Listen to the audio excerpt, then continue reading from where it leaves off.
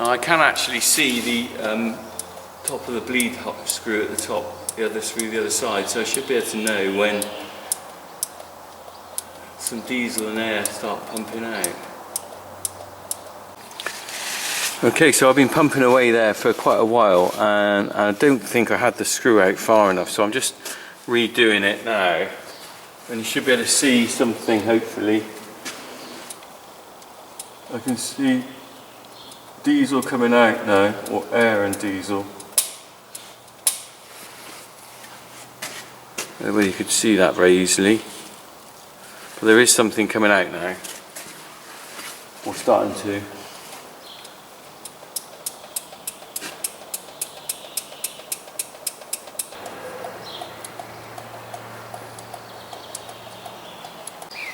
Okay, so hopefully that's enough diesel coming out in the top of there to get us going.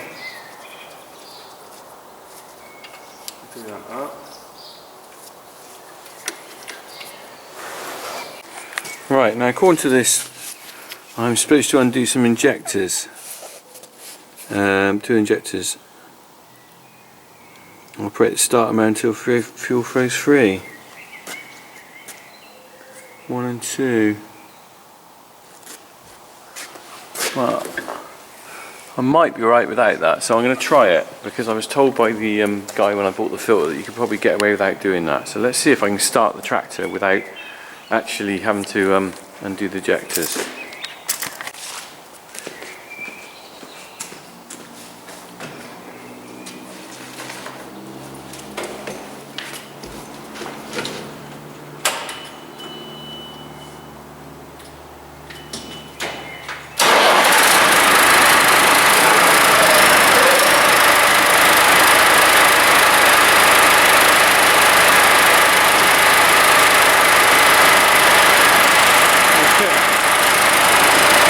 Okay, so I'm going to leave that ticking over for now, because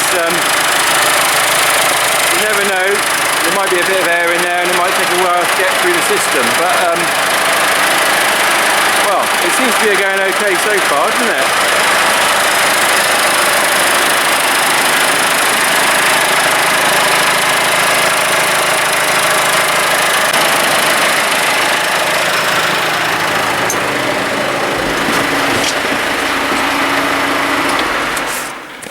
Well, I'm quite pleased with that. I didn't have to undo the injectors, and that was enough diesel coming out of the filter to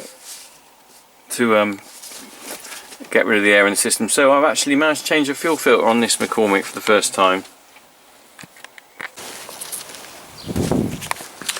Okay, so well, that was worth doing, wasn't it? It saved me a bit of money, and now I know a little bit more about how to change the fuel filter for next time. But the one thing I've got to do is write the number of hours on here for next time.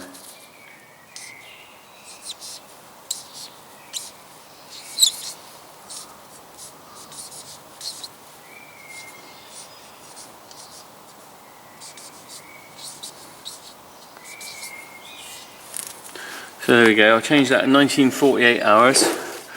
So I know for next time, I always write in the book as well. Let's close the bonnet.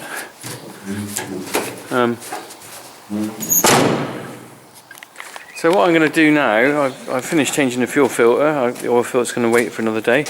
One thing I might do is I might just go down to the workshop, cut this open and see what it's like inside, because I can do a quick cut round with a hacksaw and we can have a look inside that fuel filter to see what the old one's like.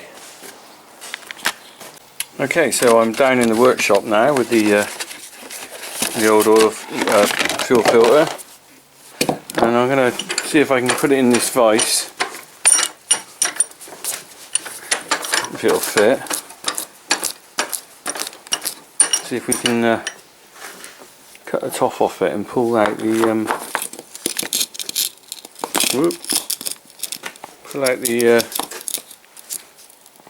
inner bit. Right, I need 2 hands for this, so I'm just going to put the camera down. Go. I was trying to do too many things at once, so I've got it in the vise. I'm going to hacksaw that now all round here, pull the top off and see what we can find.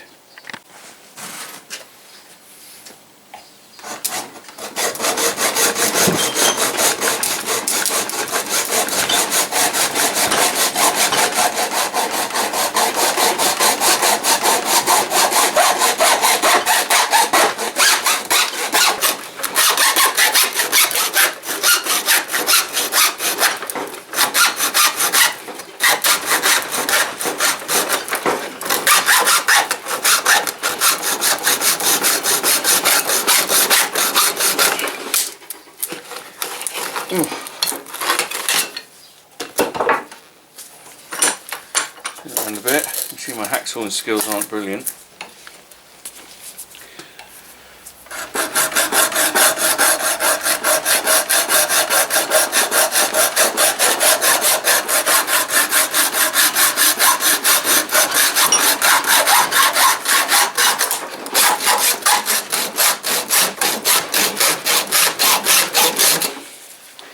Okay, so what we're going to find inside.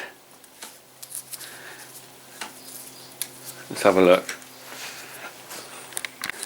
There we go, I've taken the top off and this is the filter inside. Now I don't know how easy that's going to be able to get out of there. This is quite, whether it's attached at the bottom.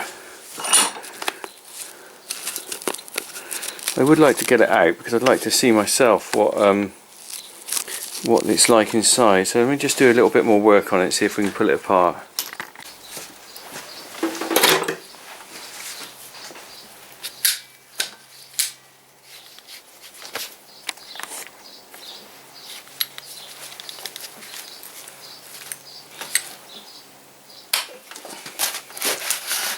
Here we go.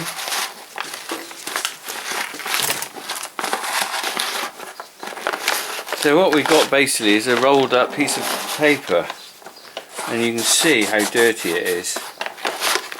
It looks alright from the top, but when you pull that out, okay, and I'm going to move this camcorder now and we can see how far I can pull that out.